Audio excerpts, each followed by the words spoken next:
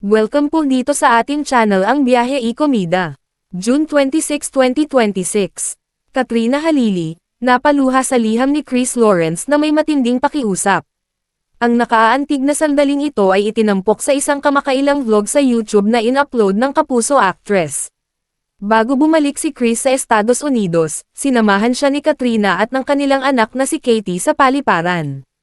Pagkatapos lamang ng kanyang pag-alis binuksan at binasa ni Katrina ang sulat kamay na liham na iniwan nito. Sa liham, nagpasalamat si Chris kay Katrina sa pagbibigay sa kanya ng pagkakataong muling makipag-ugnayan at makasama siya sa nakalipas na mga buwan. Ang dami kong gustong sabihin pero ang pinaka-importante sa lahat, thank you.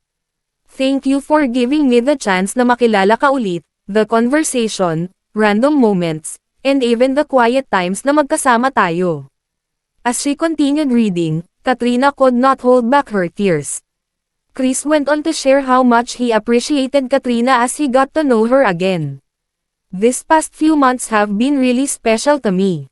The more I get to know you, the more that I appreciate you, yung kindness and the way you love Katie and yung mga taong mahalaga sa'yo. Ipinahayag din ng mga awit ang kanyang pasasalamat sa pagkakataong muling magkakilala matapos ang mga taong halos wala silang komunikasyon matapos ang kanilang paghihiwalay. Nagkaroon ng 5 taong relasyon sina Chris at Katrina mula 2009 hanggang 2014, at isinilang ang kanilang anak na si Katie noong 2012. Ayon kay Chris, wala siyang balak na madaliin si Katrina sa paggawa ng anumang desisyon. I'm not here to rush anything. I just want you to feel safe. Safe to be yourself, safe to take your time, safe that knowing whatever happens, my intentions with you are genuine. He added that their reunion may have happened at the right point in their lives. Baka hindi aksidente na life gave us this opportunity to reconnect. Maybe we were meant to reconnect at this version of ourselves, wiser, stronger, and hopefully better than before. The most surprising part of the letter came near the end when Chris directly asked Katrina if he could court her. May gusto akong itanong sa'yo. Pwede bang manligaw sa'yo?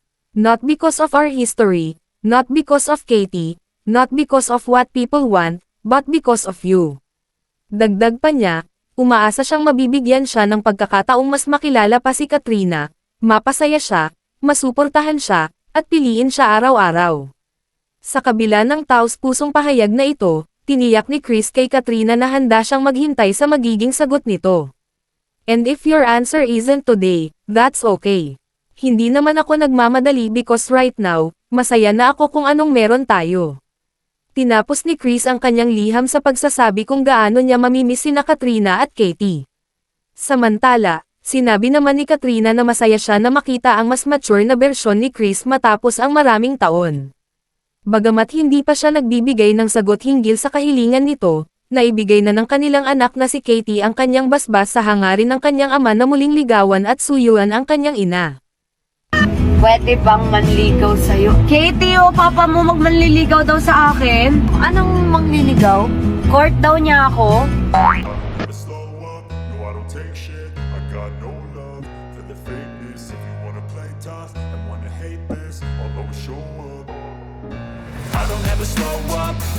Panoorin ang buong video sa YouTube channel ni Katrina Halili, i-click ang mga link sa description box.